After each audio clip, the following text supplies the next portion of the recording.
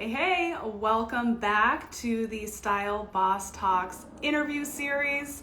In this series, I am interviewing some of my favorite fashion friends that I consider to be style bosses. We already interviewed Samantha Brown. If you missed that live, it is saved on my feed. Samantha's freaking awesome. She had so much wisdom to share. She's done some cool jobs, including styling the freaking Sex and the City closet. Talk about dream job. Now today this afternoon, we are going to be interviewing Marcellas Reynolds. And Marcellus is awesome. Okay, this man is awesome. If you're not following Marcellus, I strongly suggest that you do. He's just such a good person, and he's so talented, and he's so freaking awesome. He might be a few minutes late joining us because he's just ending a very important meeting, as bosses do. So I want you to keep following along all week long because there are more interviews. So right now we're going to do Marcellus. Tomorrow we are interviewing Christos, who is another just total badass boss. Elsa Isaac, we're going to interview her tomorrow. And then Wednesday is Nicole Kripe. And then on Friday, we're ending things with Corey McFadden. And I'm so excited about that one because that is one of my style boss pals that I've actually never spoken to voice to voice. We're like Insta friends, but we actually haven't got to chat. So I'm like really excited about what's going to be happening on Friday. But honestly, I'm just excited about every single one of these interviews. So if you guys have any questions while we wait for Marcellus to hop on, if you have any questions that you would like me to ask him, please go ahead and drop those in the comments. I'll do my best to ask. And then I also wanted to let you know that it's like Style Boss, Style Empire month, okay? So in addition to this great interview series that is happening this week, next week I am hosting a free workshop. It's a Build Your Style Empire workshop. So if you're inspired by all of the bosses that I'm interviewing this week, if you're inspired by my career, then please join me next week for free for a workshop. Now, last time I hosted that workshop, it was a 3-day workshop and I only hosted it once. So a lot of people had trouble getting off of work. The times didn't work for them. So this time I have turned it into a 1-day workshop. Now don't worry, you're still gonna get plenty of information, plenty of knowledge in one day, but I have 4 show times for the workshop. So we've got all different times. I'm even doing one of the workshops on the weekend. So y'all have no excuse.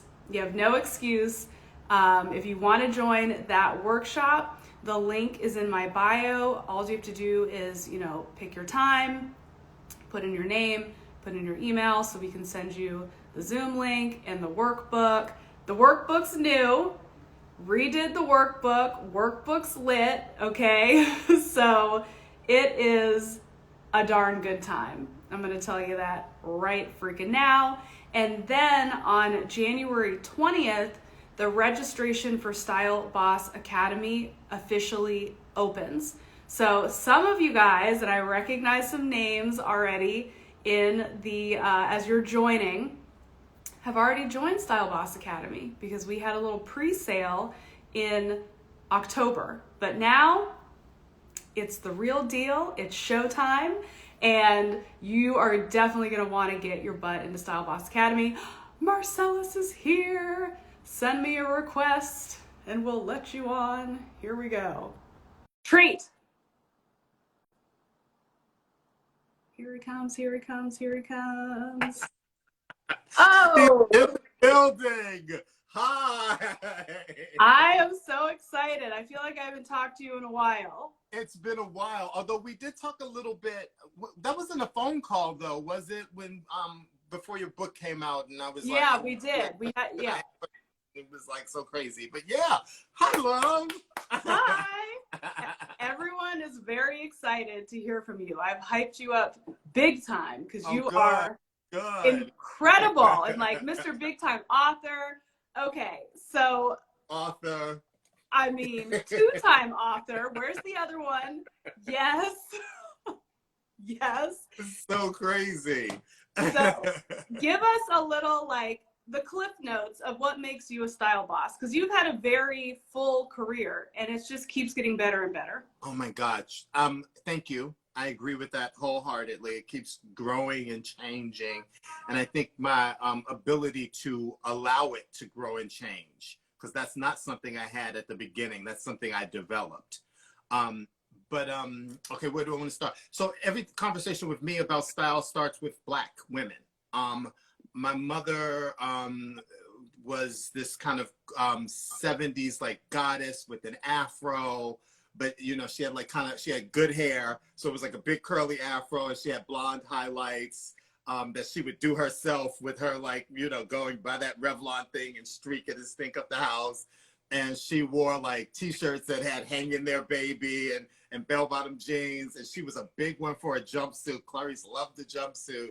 And so I saw that, and I remember being a little boy, and I'd be like, "Mommy, wow!" Like every time I saw her, she'd come out of the room, and she'd be like, and every day it was like a new thing, you know. She was the woman that got her hair done every Friday, and so there was always a new look. And I remember her coming home with like a Japanese-inspired bob with bangs, which was crazy because she'd never cut bangs before. Here she is with these severe bangs and the severe bob, and she had the Chinese fans on the side of her head, the combs, and it was so amazing. And I remember she made me gay. Like my mother literally made me gay because all the stuff she was doing, like, oh my God, like what's next?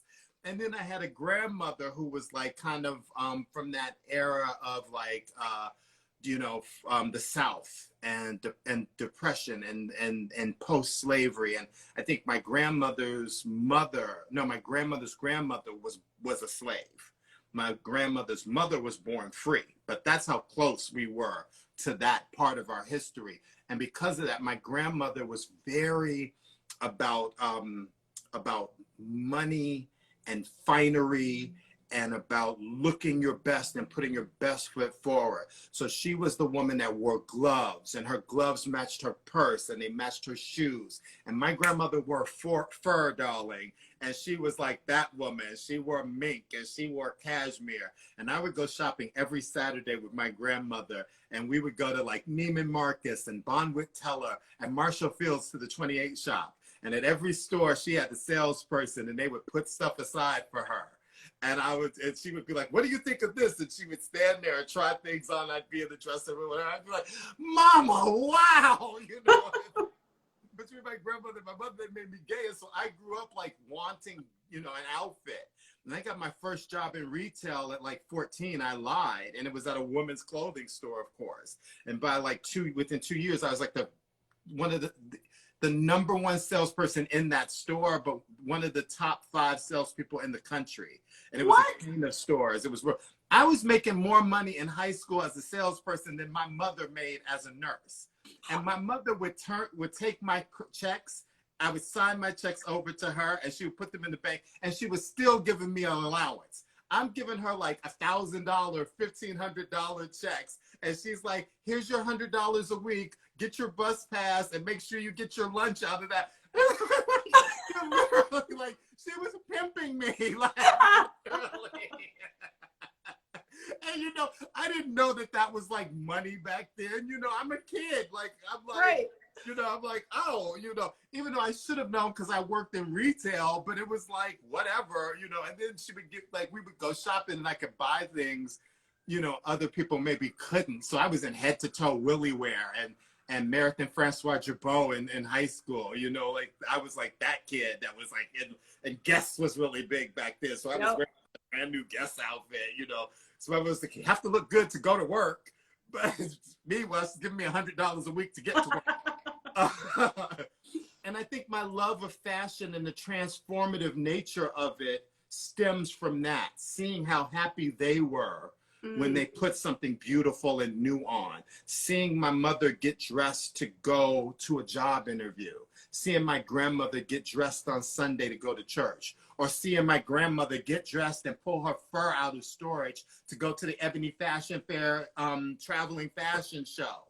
Like, that was major, you know? So that's where my love of fashion came from. Wow. Wow. And then you've turned it into just such an interesting career. I mean, styling, you've done catalog, you've done editorial. I mean, you've done so many things. You've been on TV about a zillion times.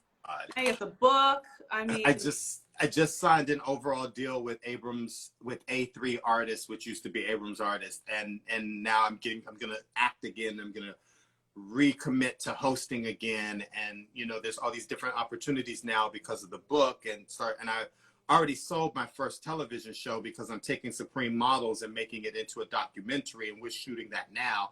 And that's why I was late, because I was on the phone with on Zoom with the people from YouTube who are YouTube Originals did the show. So but it's kind of like I'm still that little gay kid who loved fashion that worked at a women's clothing store, you know? So it was a natural progression for me to be from retail. I got discovered and became a model. And then when I was a model, I wasn't that model that like just showed up at a casting. If I had a casting, I dressed for the casting, right? Mm-hmm. So if I had a casting for Ralph Lauren, I gave you my interpretation of Ralph Lauren. If I had a casting for Nautica, I gave you my interpretation of Nautica. I remember I went to a casting, I had a casting for Nautica, as it turned out. And I was in, I was actually wearing Calvin Klein. I was in like head to toe Calvin Klein. And the casting director was like, who I worked with before, he was like, I wish you could wear what you're wearing right now. And I'll never forget that, because I love that so much. That the casting director for Nautica is putting me in like a Nautica outfit. And he's like, I wish you could wear, because it was like, I remember the outfit. Like, I'm that person that it was a gray t-shirt, and it was a blue cashmere sweater, very simple. And it was these flat front gray wool, wide leg trousers that I wore with the Calvin Klein motorcycle boot. It was all Calvin Klein, like right off the runway. And he literally was like, and I know I was like, this blue and gray together is great, isn't it? So good. I love how you just put so much passion into every area of work that you do. You have to, right? You have to love it, right? Because there is that stupid saying that it's like, if you love what you do, then it's not work or you know, whatever. Right. And work is always work, right? You know, when you're a catalog stylist and you've got like 100 looks to shoot in a day. It's work. Same, you know, it's the same sweatshirt with a cat on the front in like 12 different colors. That's not fun. But the thing about fashion that is fun is the photographer is fun, and the model is fun, and the hair and makeup people are fun. You know what I mean? And we get to do these kind of mundane fashion things, but we're actually all extraordinary. We're all artists. The photographer is an artist. As a stylist, I consider myself an artist. The hair and makeup people are artists. The model and what she's creating, as she's creating these shapes and movements and creating this mood and making this outfit look come to life, is an artist. Mm-hmm. So for me, fashion is art, you know, and I feel like my books are art. I don't position my books as like books. I position them as art books. And I feel like this documentary I'm doing now has the capacity to be art. I can't wait for the documentary. I can't wait. So one of my favorite things about the last conversation that we had when I was preparing for my book launch, and you were so kind to have like a very thorough conversation with me, is you were so invested in the success of the book. And I think that there's so many people that, you know, in any project, whether it's a book or any part of their career, would just kind of cut corners. Like, oh, it didn't work the first time, or like, oh, there wasn't enough money, or there wasn't enough this. You were like, this is working. And it did, like, so well. Well, where does that come from? Tell us about that. It was an odd thing. I don't recommend that anybody does this, to be honest.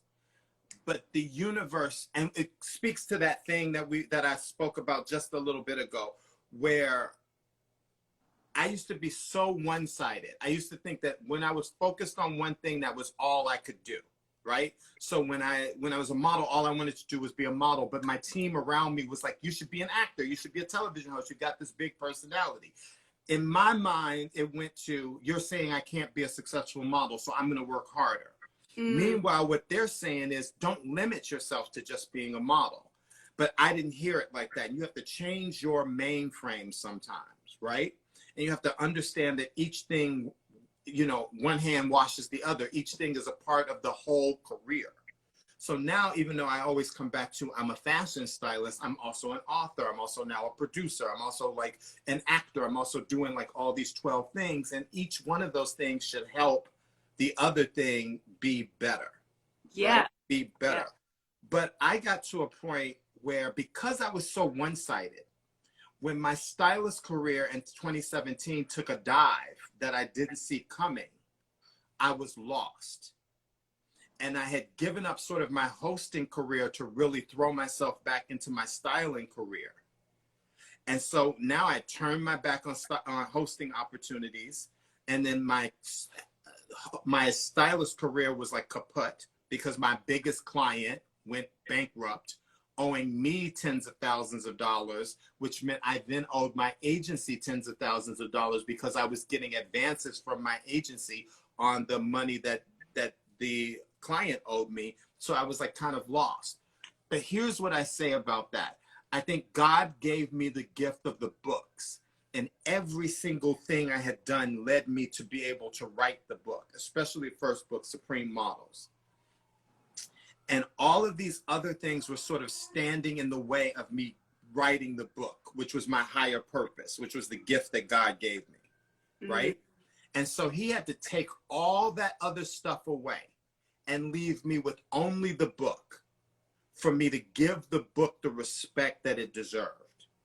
Because it was only when my stylist, my celebrity stylist, Marcellas Reynolds' career floundered, and it was only when television host Marcellas Reynolds floundered, that I then was like, you have nothing left but the book. And once that was it, every door that had been closed to me before that, where the book was concerned, opened. Wow. And now the success of the book has reopened those doors that I thought were closed. Now, if I want to be a stylist and I want to work with any agency in the world, I can. I choose not to. If I want to be a television host, I turn down so many things now, because I don't want to be, first of all, I don't want to be the member of a group. So you're not going to see me be a member of an ensemble like the guys from Queer Eye. I can do it by myself. Yeah. And I don't want to be Marcellus. I don't want to go back to Marcellus 1.0. I want to be Marcellus 2.0. So I don't want to be the gay guy that's on the red carpet being snarky about outfits anymore. If I put something in the universe now, it has to be as beautiful and positive as the blackness and the uniqueness and the beauty that I put with these books. It can't be me just being, you know, I hated it because it was this or it was that. You know, I wasn't comfortable with that when I was doing that. What is that putting into the universe? You know, I would always say, well, I'm not talking about that person. I'm talking about that dress. But that person wore that dress. Right. They chose that dress and they thought they looked great in that dress. And that designer designed that dress. And that team put that dress together. That stylist brought that dress to that, you know, there's people, you're accountable for that. And I don't want to be him anymore. Something in the universe, I want it to be positive and beautiful and good and kind. I love this. Look at that growth. Look at that growth. Look at that growth, girl. Look at it. It's so interesting how, because I'm queen of the universe. I love God's guidance, universe, like all of it, because everything is guiding you towards what your purpose is and a greater purpose. And it's like, pay attention. You know, it's like all of these aspiring stylists that they have this thing where it keeps them up at night. They can't stop thinking about fashion. They want to do this. They want to do this. But no, I have a 9-to-5 job. Or like, but no, I'm supposed to do this. It's like the things will be taken away. Like you got to just go. You have to listen. And things in my career that I'm like, I'm not doing that anymore. No, I need to focus on this. It's like, no, I'm meant to do a lot of different things. I can't turn my back on what I'm good at. And like, you will keep getting redirected until you get on the path. So you will keep, say it again for the people in the back, you will keep getting redirected until you get on the path. It's happened to me. So, when I was younger, my sisters used to say things would like fall into my lap, or things would happen to me that were like good. And my mother would always say, oh, you were born under the good moon, and my sisters would be like, oh, my sisters would be like, you're so lucky because you're cute. You know what I mean? Because I was cute. But I fell into that, right? I fell into this idea that, oh, good things are going to happen to me, so I don't really have to work. But at some point, you do have to work. You have to meet the universe where it's centering you, right? And you have to say to the universe, I want this, and I'm going to do this, and I'm capable of this, because that's when it's going to open other doors and other doors and other doors, right? But if you stay in this sort of like, well, this sort of almost passive, good things can be happening to you, but you're passive, right? Yeah. Which is where I was before. So then you're completely unprepared when the not good thing happens, which is what happened to me in 2017. It literally was like, I went from being a model to like my first job as a stylist was like a cover in 6 pages for British Vogue. And so, just because I had met the editor when I was a model in London, you know what I mean? Like, so it's like, oh, now I'm a stylist because, somebody made me a stylist, just said I could be a stylist, whatever. But at a certain point, you have to take responsibility. You have to be smart. You have to keep your eyes open. That whole time I was pulling down 6 figures as a catalog stylist, I should have been putting that money away. Instead of buying like, Prada this, Gucci that, Fendi this, a Rolex, I should have been like investing that money. So that when 2017 happened, or even now with the pandemic, you're not like lost. You know what I mean? Even though we're creative, we have to be business minded. It's such a crazy thing. And we can, if you're a successful stylist, if you're successful at what you and I do, influence, if you're successful at so many other things, you can still be a business person. The two things are not mutually exclusive. Exactly. I know. I got a little post that I'll be putting up later today. It's saying, stop investing in your shoe collection. Start investing in your freaking business. Exactly. It's like you have to be smart because, listen, I'm sure you've had this experience too, where people are trying to book you for like a show or a gig and they just think that you're just some dumb, cute stylist. And then you're going to fall for anything. You're going to sign any freaking contract. But when you're actually smart and you're a boss, you know when to say no. You know when to, make a move. But a lot of people, they get caught up in the excitement of this industry. They take anything that comes their way. They don't, save their money. They buy a bunch of bullshit. And when shit hits the fan, they're selling it at Crossroads. Yeah. They're at Crossroads and they're putting job applications for some normal job they don't want. Listen, I have made so many mistakes in my career, right? I've led with my ego. That's not smart. I've led with my heart. That's also not smart. You have to sort of lead with your brain, or you have to go, okay, this is what my ego wants. Let me get my brain to weigh in on this. This is what my heart wants. Let me get my brain to weigh in on that to make sure that it's the right thing. Now, here's the thing about because I'm going through this now with the documentary, because I'm asking all this talent to appear in the documentary, and I'm asking them to do it for free. Yeah. And when I was a stylist and a television host, a lot of at the beginning of your career, you're asked to do things for free. So, case in point, I used to be big on E. First, when E asked me to do things, I would be like, absolutely. It didn't even cross my mind to be paid. Then when I was spending money, like running around in taxis and car services, trying to get to that job, I was like, wait a minute, somebody should be paying me to do this. And that's when the conversation turned, right? It was like, oh, I need to be paid. You have to be brave enough to say no. You have to be brave enough to let that pass and watch somebody else get that opportunity and not feel bad about it, right? Because if you're a boss bitch, if you're at the top of your game, if you're the number one, it's going to come back to you. And that was definitely one thing I learned at E, where they would go out and I would ask for a salary, I would ask for a check, I would ask for a car service, I would ask for this, I would ask for that, not outside of reason, nothing extravagant. You have to put me up for 3 days at a hotel around the shoot, you know, nothing crazy like that. But I would be like, I need a car service to take me to and from set, and this is what my rate is for this job. How many hours am I going to be there, right? Who am I going to be working with? Because that's important. Because I don't want to find myself working with somebody that is off brand for me, or somebody whose values don't align with mine, right? And it got to the point with them where they were like, well, you know, when this isn't paying. And I was like, great, good luck with that. Please reach out to me again when something comes up that you are paying for. And you get that person that's hungry and that doesn't know the difference between a Valentino dress, or doesn't know what ruching is, or doesn't know who this actress who walked up to them is because she's brand new and she had a story arc on The Walking Dead last week, but this week she just got to come up because she was in this indie film that's about to come out. So you get what you pay for, and when you don't pay for it, you don't know what you're gonna get. And then they come back to you because they know that a bad bitch produces.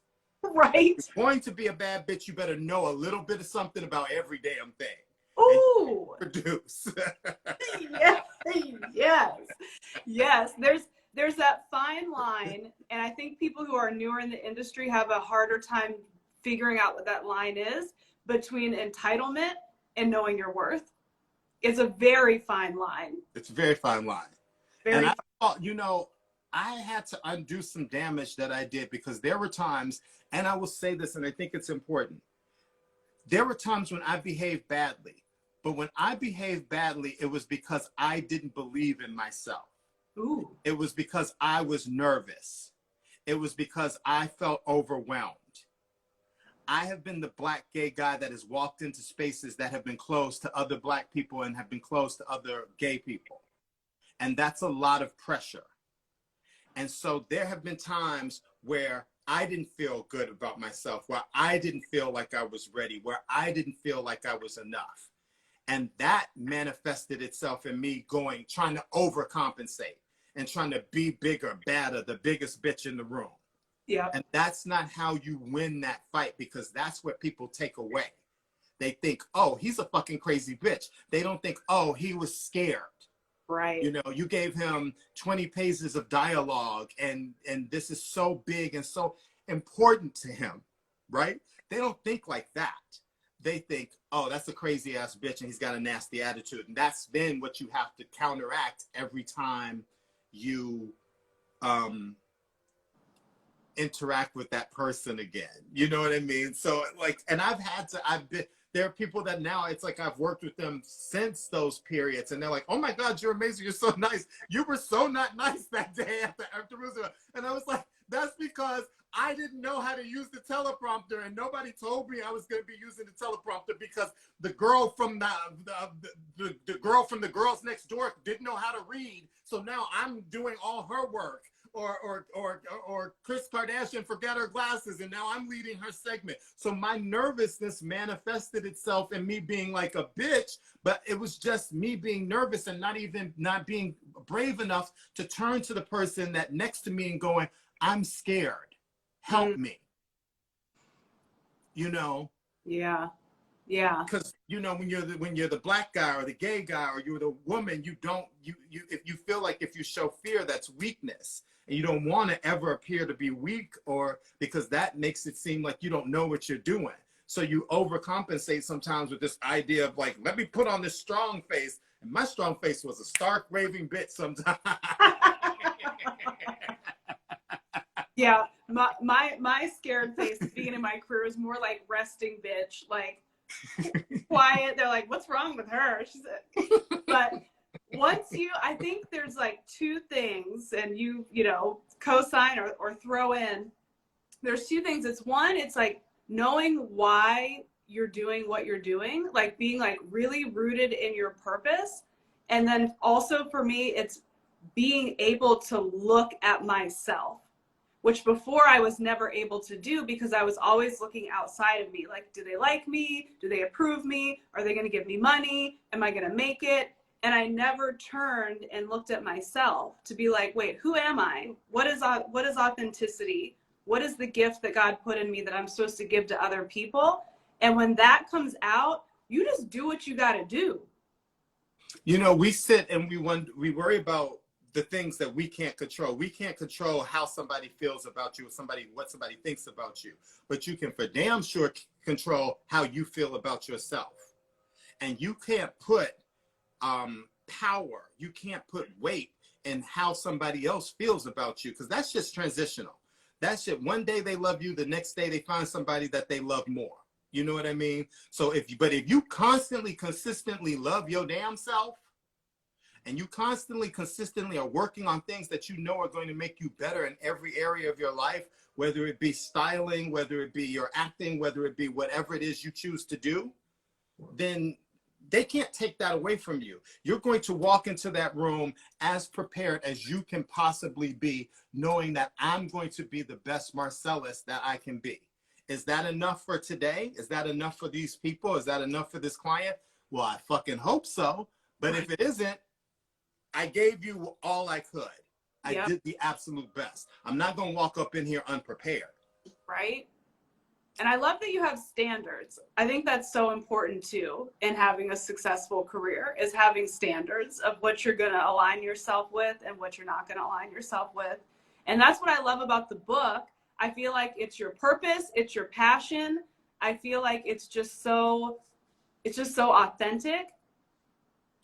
Well, I think it's the culmination. The culmination is the right word of everything. It's my career in retail. Then it's my career as a model. Then it's my career as a stylist. It's also having always been, you know, the gay guy, for lack of has an affinity for women. So he loves women. He's always friends with all the women, you know. So I find myself just this lover across the board of women and their strength and their power and their beauty and their sympathy and their compassion and their ability to be like all the wonderful things that human beings can possibly be, right? Yeah. So I love that I've sort of landed on this place where I get to celebrate them, because so often they don't get to be celebrated while still being authentic to myself. You know, there was a moment where I was like this big like TV host and fashion stylist and doing, you know, Sharon Stone and Jayma Mays and Rebecca Hall and like being that boy. That wasn't as authentic to me as I really wanted it to be, because I wanted to be the stylist who had a stylist. Right. But that helped me get to the next place where somebody else would take me seriously for what I wanted to do next. And I didn't know at the time what I wanted to do next was be an author. But they would always say to me at that point, when Abrams, there's another Abrams, not Abrams Books and not Abrams Artists, but there's a branding company that came to me and they were like, oh, you should write a book. And they wanted me to write a book like the Rachel Zoe A to Z book, you know, a style book. And that's great. And maybe someday down the line, there's that book for me. But I remember from an authenticity standpoint going, I don't want to write another book and be Rachel's book, George's book, Lloyd Boston's book, this book, because I can do something that's different and I can do something that's not better than what they did, but better and more authentic to me. Yes. And that's why it took me, I would be in these rooms where people would say, you should write a book. And I would be like, great, I've got an idea, let's talk. And I would tell them my idea for Supreme Models, because it took 8 years for me to sell Supreme Models. Freaking. And they would say to me, I have had white men say to me to my face that a book about Black women won't sell. But you're going to then tell me that a book about me being the gay stylist coming up with outfits is going to sell? Right. Like, what book is more powerful? Which book is more important? You know, not that a book about stylists isn't important, but what's important for me? You know, what's important to me and to my brand? What do I want to do? Yes, I've got an incredible idea for a men's styling book, and it's going to happen within the next 5 years because the bitch is out here like a beautiful mind and has like 25 things going. Yep. But I wasn't ready, nor was I qualified to write that book then. You know, I wasn't ready to write that book. I wasn't qualified to write that book. I wasn't Rachel Zoe. I wasn't George Katsiopoulos, who was sitting week after week on Fashion Police. You know, I was doing like one-ofs. I was lucky to get a couple episodes this season of How Do I Look? Nobody was going to like listen to me talk about, you know, nobody was going to buy a book about fashion styling. You know what I mean? Right. So I don't know. It see, I love, this is what I love. Someone said in the comments, my girl Anisha, who's in Style Boss Academy and in my group coaching upgrade, but she said, you know, I love how you waited. And it's so true, because just like with your book, and everybody who follows me knows, I want a freaking show. I want a makeover show, but I want it to have some depth to it. I want it to be inside personal development. I don't want to be like you, part of an ensemble, like Queer Eye cast. And I've been approached so many times. You should do a show about this. You should do a show about this. You should be in this, where you're snapping your fingers and twisting your neck. No, no, no, no, no, no. And if it takes me 10 more years before I get it, then so be it. It's just like, it's have standards, it's wait, it's see the vision, it's getting prepared. There's things that I wanted in my career that in hindsight, had I gotten them, it never would have worked. Be careful what you ask for, because you just might get it. That's a line from a Pussycat Dolls song. But anyway, it's true. I think about, okay, so for years, I used to consider myself the also-ran, right? Because I would be, you know, at one point I turned down the original Queer Eye for the Straight Guy. Like, they came to me right after Big Brother and I was like, no, I don't want to do it. And then nothing happened after Big Brother immediately. So when it came back to me, I now had to jump through all these hoops to get it. But I didn't want it. And authentically, it wasn't for me. But I was desperate to get something because I had just been on television and 14 million people watched me week after week. So now I'm taking that desperation into those rooms with me everywhere I go. So I'm getting close to these things, but I'm not getting it. And I'm watching, unfortunately, I'm watching white guys get things that I auditioned for. And I'm thinking, okay, when is it my turn? You know, when are they going to see that a Black guy could lead a show? Or when are they going to take the chance and give a Black guy something? You know, it's very easy to keep giving, and I'm not bashing anybody else, but I would sit back and every time I would lose something, I wasn't losing something to somebody that looked like me. I was losing something that looked to the same thing over and over. Did I think they weren't great? Yeah, they were probably very great, right? But when was my shot? I remember I was this finalist for the Queer Eye thing. And I watched those guys get famous, and it made me even more desperate because I was thinking, if you had just taken the show when they offered it to you, look where you'd be now. Well, you know what? I'm looking at myself and I think if I had done Queer Eye for the Straight Guy the first time, if I had gotten that, I would never have written Supreme Models, Iconic Black Women Who Revolutionized Hollywood. I would never have written a book that is on tens of thousands of coffee tables, where I get letters from Black women who look like the girl on the cover telling me that this is the book they've been waiting for all their lives. I would never have written a book with Viola Davis, a dark-skinned Black woman on the cover. I would have never gotten the love that I have gotten from this project that is near and dear to my heart. Yes, I would have made money, you know what I mean? But would I have 10 years later been, you know, proud of how I made my money? I'm proud of how I'm making my money off of this thing, this moment in my life. There are things that I have done in the past that I am not proud of, but they, you know, but they served a purpose. So, man. Okay, I have two visions that just came to me. Feel free to throw them out or grab them. okay. Once you're like, you know, you did all your books, you're like, I don't know what to do next. You, me, reboot, what not to wear. Post, hello? Just saying. I've always thought that you and I should do something together, which is Right? actually kind of funny because we never had the opportunity to do something together. But every time we see each other or every time we've been, it's always kind of like, it's this natural, like easy, like shtick, you know what I mean? And we're always laughing. Like I remember we were at like some party one time, we were at like Indochine or something. It was some pop-up thing where they were doing custom suits. And you and I sat there and laughed like the entire time. And I don't even remember what the clothes looked like. Nope. I just remember from the time we walked in, Luke's story was like, Jesus, can the two of you stop laughing and like have a real conversation? Because we were just like, and then laughing. And then I remember a panel that we did where it was like kind of the same thing. It was like, I think I didn't know anybody else on the panel and you may have known them or didn't know them, but we knew each other. And all we did was like pass the mic back and forth between each other. And it was like Monica Rose was on the panel. You know what I mean? It was like a big panel. But meanwhile, it's like Marcellas and Lauren's show. Like... Right?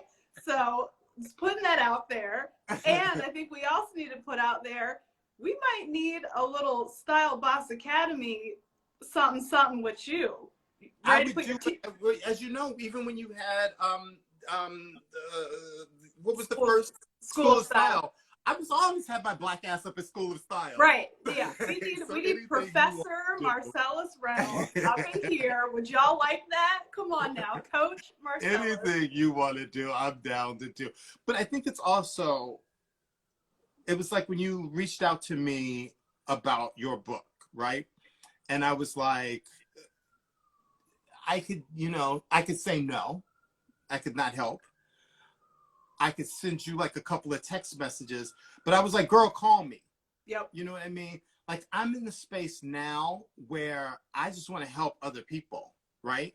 If there's some weird wisdom that I can impart after this long ass crazy career in life, then I want to help somebody else I want to help somebody else feel like I feel.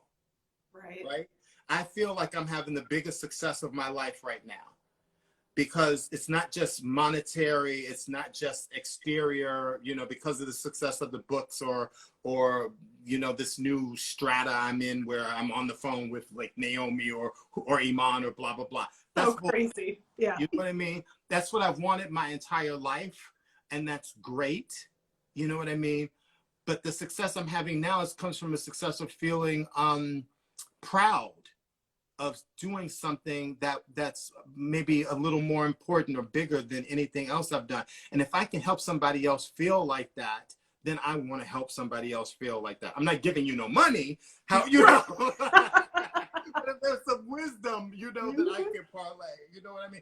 Like a black guy reached out to me, and his name was kind of similar to my name too. And he was like, I'm doing a book on Black Hollywood. And I was like, the fuck you are. But then I had to take like a big step back and take a swim in Lake Marcellus and go, you know what? All those times that nobody was like there to help you, at least hear what he has to say. Yeah. Set up your parameters about how you want to do it. Don't directly pitch me your idea, because if your idea is similar to an idea that I have, I don't want you coming back a year from now talking about, oh, you stole my idea. So don't pitch me directly your idea. Broad strokes tell me what you need from me. You know what I mean? And I can give you a couple of paragraphs to help you. You know what I mean? I'm not going to introduce you to my agent because my agent doesn't want me to introduce anybody to me. But I can tell you how I went about getting an agent. You know what I mean? Yeah. With you, it was like luckily we have the same publisher. So I felt like throw open the doors and tell you everything. But I would have wanted somebody to help me like I helped you. And like you have personally helped me before when I've needed things, when I needed an assistant or I had a project. And I was like, Lauren, you know, can you help me? Can School of Style get me blah, blah, blah? And you were like, I got you. Send an email to this person or email me this or text me this. And I can pay that forward. And that's the space I'm in. That's the space. It can't just always be like, even for new people, it has to, you have to create this community, right? I know so often that we're competing against each other because there's, you know, jobs are few and far between. But with my crew, I'm rooting for them. Yes. So it's almost like if I don't get something, and believe me, I want it, but if I don't get it, I hope you get it. You know what I mean? More than that bitch over there that I don't know. You know? Right, right. I know. I mean, that's part of the reason, like, you know, when I left School of Style in 2020, I was like, I ain't never teaching you jokers ever again. Stylists, like, figure it out. And I got called back. I got called back because I feel like it's part of my purpose, but I wanted to create an environment where we're not at each other's freaking throats. You know, it's like, who's going to get the job? Who's going to do this? I'm not going to tell you this. So in rebooting my career teaching stylists, I'm like, they didn't know everything they needed to know. I got to teach them more. I got to go back out there because you can't just teach someone how to pull clothes and be like, good luck out there. No, you got to show them how to start a business. You have to teach them the mindset that is required. If you don't have the proper mindset, how are you going to keep pitching the same book for 8 years before it hits? And man, did it hit, right? It's like people don't understand those things. And I feel like it's a disservice not to be able to help people in that way, because I mean, not a lot of people helped me in the beginning. I got lucky that I found, you know, a couple people that took a chance on me, but man, they don't want to tell you shit. They don't, you know, it was something I learned very early on, because when I was, I hate saying that, but when I was modeling, right, in the mid 90s, there was, and I'm exploring, I wrote a book that's kind of about this. There was this idea that there could only be one, right? There could only be one. There was only space for one Black person, period, in every field, in every room, in every organization. You were the vanguard. You were the one. So if somebody else like you comes in, then all of a sudden they're a threat to you. Yep. And that's cultural. That's something that we learned in our blood from being slaves. And actually I've seen it play out with women. Women don't want another woman around them. A Black woman doesn't want another Black woman around them. You know, you always in a patriarchy, you always are taught that you're special if you're allowed in, right? So anything else that comes in can be thought of as more special, and it takes your place. So the battle for you has to be fighting that. So I remember when I was a model, and there was a pivotal moment where I was trying to get an agency in Miami, and I walked in and the agent was like in my face, and he was like, oh my God, you're so beautiful. Where are you from? Da-da-da-da. And I showed him my book, and I had worked with a good photographer, and he was like, oh, you know, I love him. Da-da-da-da-da. How'd you get to work with him? And, you know, da-da. And another Black boy walked in, and immediately I was like, fuck. Is he cuter than me? It's like, what, you know, I'm judging. Now my whole energy has changed because I'm shook. I'm shook. Like, and so I'm like, is he cuter than me? Is he taller than me? His outfit's not better than mine, you know, like, you know, but then I'm also in this colorism thing where I'm like, well, he's light skinned and I'm dark skinned. And like, I'm in this like crazy neighborhood. And I remember it turned out that I ended up not getting signed with that agency. And again, they took him and they said to my mother agent, well, he's with Wilhelmina already in New York, so it just makes sense for us to take him in Miami, where, because we have his books and we have access to his information, da-da-da-da-da. But, you know, hearing that and being the person that doesn't get taken, I remember being so like devastated and going home and running into the bathroom and crying for like an hour. You know what I mean? But then what I realized after that was, this is going to happen to you throughout this career that you want so badly. Ooh. But now You have to decide if this is how you're going to respond to it each time, or if you're going to change the narrative. Yes. Ended up signing with somebody else, meeting that Black guy, and embraced him as kindly and really as I possibly could. And that was the energy that I took into every casting and every room with me. I wanted to be that Black guy that if another Black guy walked into the room, I had a smile on my face and I was happy that you were there. And if I didn't get it, I wanted you to get it. Ooh, yes. And I want that energy, I think, has to be the energy that we as people have to take, because what's yours can't be taken from you. It's already written, right? So if you don't get this, you have to believe that there's another slice of cake that you're going to get. Yes. You know? Yes. But I do remember being in Miami and Tyson Beckford would walk into a room and I'd be like, motherfucker, you work every day. What are you doing here? Can I please have Macy's? Jesus, get the fuck out of here. Get out of here. Yeah.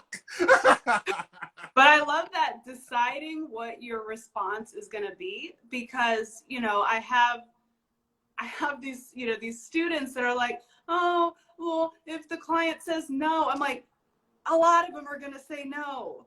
You got to get used to the no. That's part of the process. And there's knowledge in the no, right? Yes. Maybe you can figure out why the client said no. Maybe your book isn't strong enough in this area. Maybe your outfit wasn't right in this area. Maybe you were too much. Maybe you were too little when you walked into the room. You have to figure out how to strengthen yourself, right? You have to figure out how to be good within yourself. And you also have to figure out how to not be destroyed by a no. Because 99.5% of the time, you're going to be told no. It's that 0.05% that we're living for. Yeah. And you never know where that 0.05% of yeses will take you next. And maybe the next time you won't get that no because that yes impacted that no. Ooh, yes. Yes. You know? Yes. I mean, I remember when I started styling, we started styling, and I was doing the Midwest, right? I wanted to be a big fish in a kind of small pond in the Midwest. So there was a client, Cole started booking me right away because they like the panache of celebrity stylist Marcellas Reynolds. And there was a client that wouldn't book me right away. But once that client, so I took that no in stride and was like, you know, I was like, thank you very much. It was nice to meet you. Hopefully I'll see you again. Walked out the door and was like, fuck you. Like, in my mind, I was like that. But of course, out of earshot, I was like, you know, but I did the best that I could at Kohl's because I knew that Kohl's was going to, once people in the Midwest found out that I was a regular on set at Kohl's, they would come. Build it and they will come. So I would be in Kohl's like, hey, how you doing? Great to see you. Styling up a storm and getting done really quickly and running around and asking other teams if they needed help. Because I knew that that was the buzz that was going to get outside of Kohl's and get me something outside of Kohl's. So when that other client, Shock, finally called and they were like, oh, we heard about you at Kohl's. You worked with one of our photographers. I was like, what are we doing today? Right.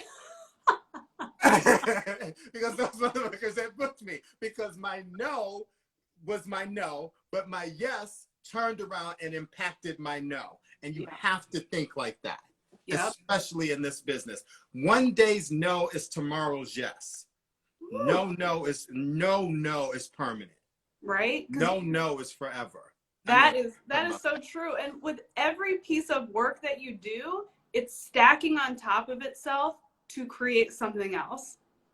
It just is. Like my whole entire wacky career, from retail to being an executive assistant, to celebrity styling, to personal styling, to teaching, to coaching, to all these things, author. I had to learn all of these things, and I don't know what the next stack is, but I know that I'm learning what I need to learn. My, you know, the growth, the money, whatever, it's as big as it needs to be right now. Because now, thank God, I was telling my my students, I'm like, something happened to me because I've been wanting a pink Birkin with gold hardware forever. And I finally have the money where I can just go buy the Birkin, but I can't buy the Birkin. I'm like, this bitch grew. Like, I don't, I don't want a bunch of stuff. Like, I have like a Rolex, my vision board, like a stack of Cartier bracelets. Like, I'm like, I can't buy any of them.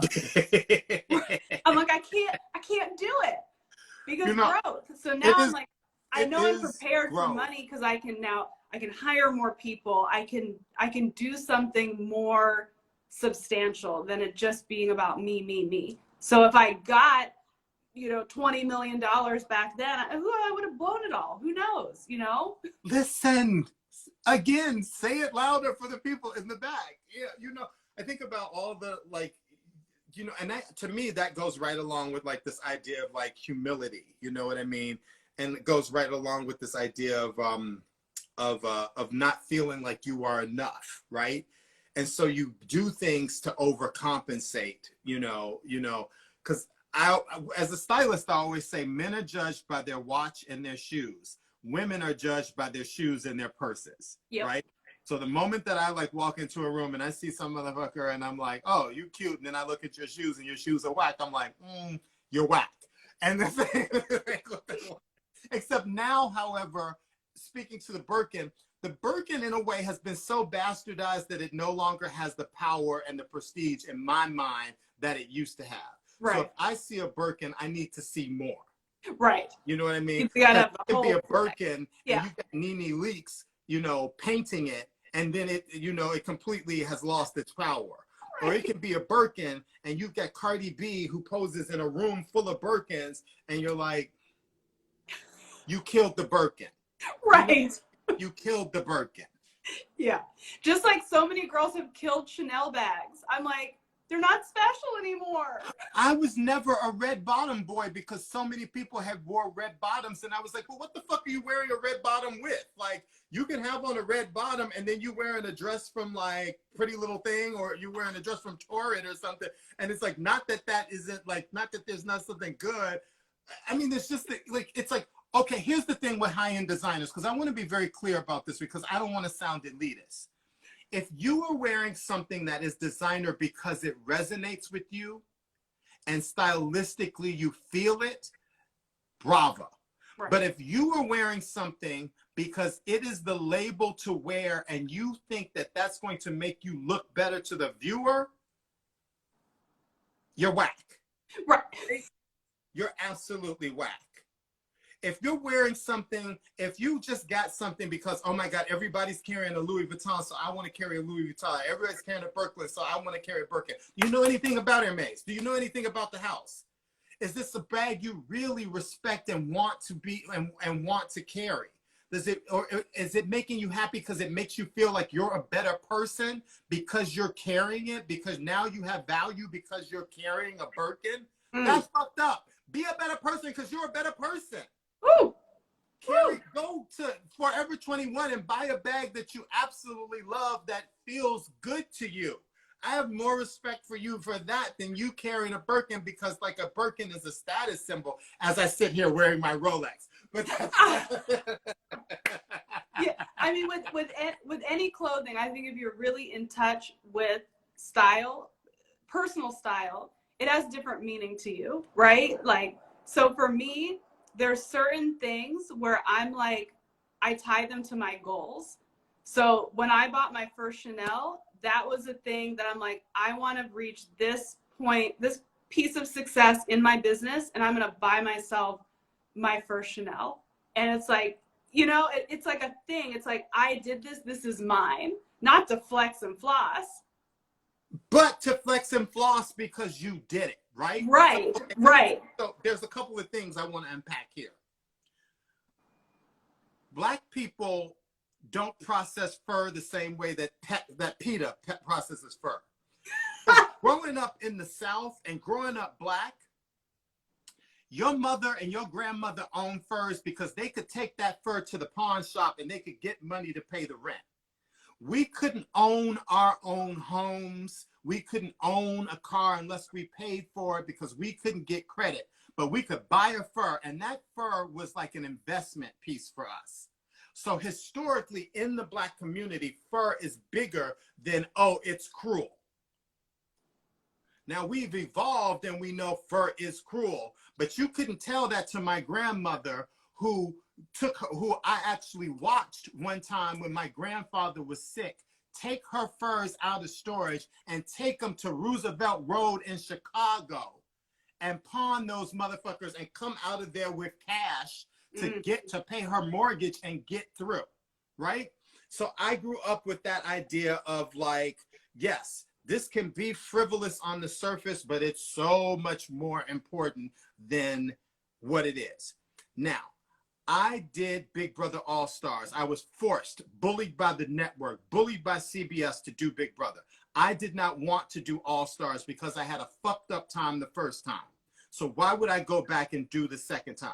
But the casting director and the network and Les Moonves and a bunch of people did a lot of dirty shit, and I walked onto that set. I had a miserable time because it was something that instinctively I knew I wasn't supposed to do. But I made it to sequester, which means that no matter what, I was walking out that door with 25 grand. As soon as I got that fucking check, I was like, I'm doing something frivolous as fuck with this money to make myself feel better because of this fucked up thing that I just went through. I bought myself my first Rolex with a portion of that money, not all that money, with a portion of that money. And one of the reasons why I brought that Rolex, because I did the research. A Rolex holds its value. Yep. And if I ever needed to, if shit went awry and I wasn't working and I had to pay my rent, I could take my ass to the pawn shop like my grandmother did with her furs. And I could throw this Rolex on the counter and I could be like, give me a couple of grand so I can make it through to the next week. Same with the damn Birkin. I would have that bitch on the real and be turning a profit. Exactly.